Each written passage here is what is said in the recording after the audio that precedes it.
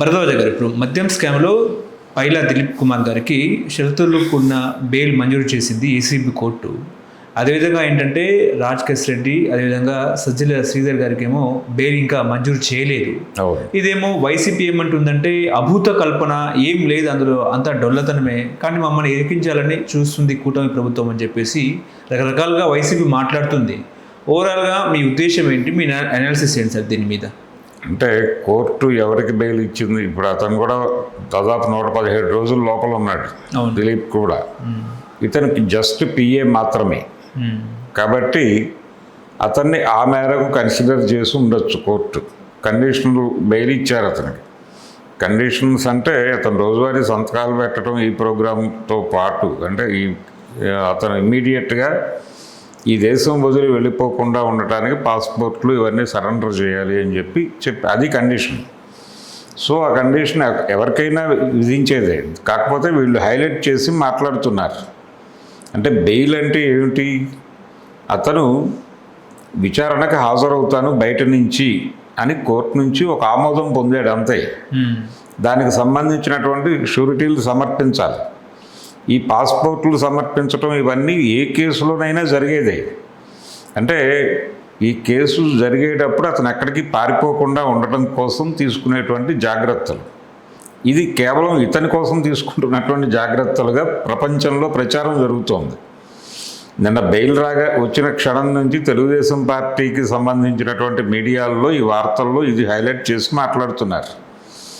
అలాగే మిగిలిన వాళ్ళు ఉన్నారు. ఇప్పుడు శ్రీధర్ ఉన్నాడు దానిలో, సజ్జల, అతనికి బెయిల్ రాలేదు.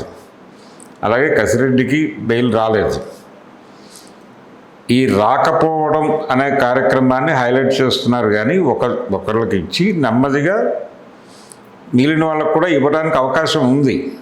ఇది నెగిటివ్ సెన్స్లో ప్రచారం జరుగుతోంది, కానీ కోర్టు కన్సిడర్ చేయటం మొదలుపెట్టింది. వీళ్ళకి కూడా బెయిల్ వస్తుంది ఇమ్మీడియట్గా, ఇప్పటికిప్పుడు రాకపోవచ్చు, కానీ బెయిల్ రావటం అనేది తథ్యం, తప్పదు.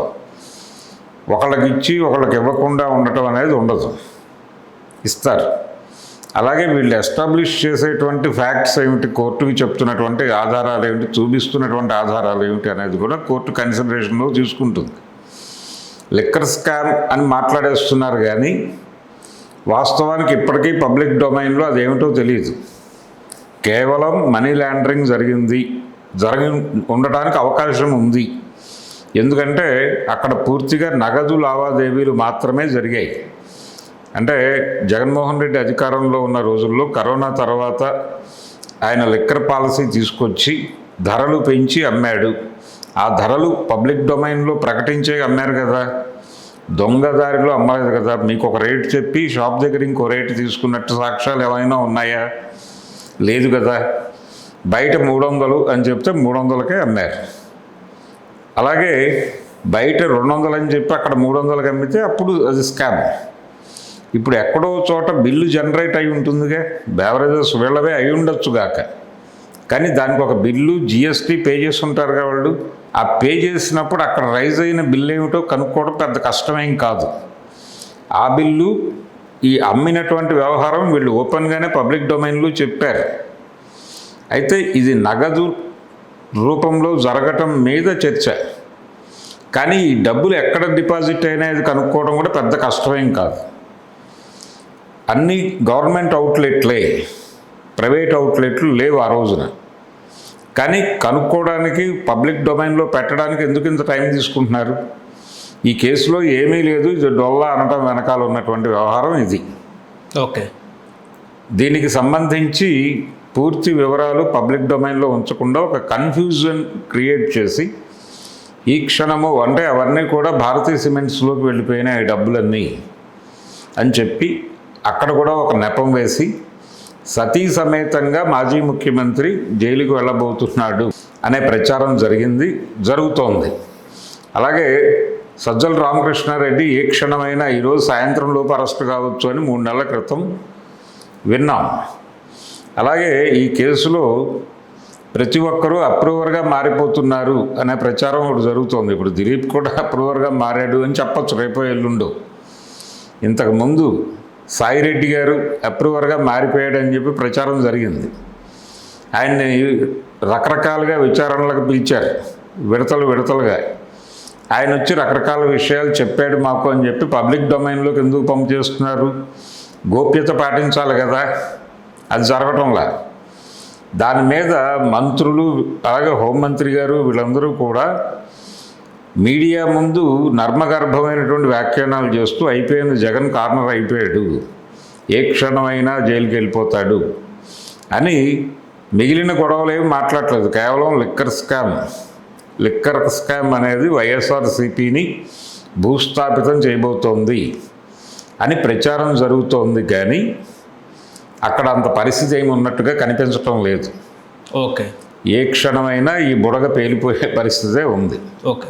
కానీ ఇంకోటి భరద్వాజ గారు, ముఖ్యంగా గత హయాంలో వైసీపీ హయాంలో ఐపీఎస్లు కూడా ఇప్పుడు జైలు పాలవుతున్నారు, కేసుల పాలవుతున్నారు. అసలు ఏంటి సార్, ముఖ్యంగా ఇప్పుడు ఐపీఎస్లే పావులుగా అయిపోతున్నారా అంటే ఏం చెప్తారు? ఐపీఎస్లు అంటే ఐఏఎస్ కూడా వెళ్ళాడుగా. అవును.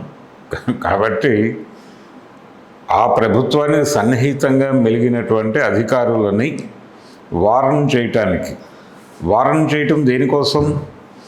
అప్రూవర్లుగా మారండి, సాక్ష్యాలు మాకు ఇవ్వండి అన్న టోన్లో బెదిరించటం. ఆ బెదిరింపు కార్యక్రమంలో భాగంగానే అధికారుల మీద కూడా వీళ్ళు, అంటే ఇది ఈ ప్రభుత్వమే చేయట్లా, అన్ని ప్రభుత్వాలు చేస్తాయి. ఇప్పుడు లూప్ లైన్లో పంపించేస్తారు కొంతమంది అధికారులని. అంటే వాళ్ళు చాలా ప్రధానమైనటువంటి శాఖల్లో ఉన్న వాళ్ళని తీసుకెళ్ళి అసలు ఎందుకు పనికిరాని ఏరియాల్లో డెప్యూట్ చేసేటువంటి పరిస్థితి కూడా గతంలో కూడా చూసాం మనం. అంటే ఒక అద్భుతమైన ఉదాహరణ ఏంటంటే, చంద్రబాబు నాయుడు గారు 99లో గెలిచినప్పుడు ఒక ఐఏఎస్ ఆఫీసరు ఆ ఎన్నికలు జరుగుతున్నటువంటి క్రమంలో అనుకోకుండా వైఎస్ రాజశేఖర రెడ్డిని కలిశాడు. అది పేపర్లో వచ్చింది.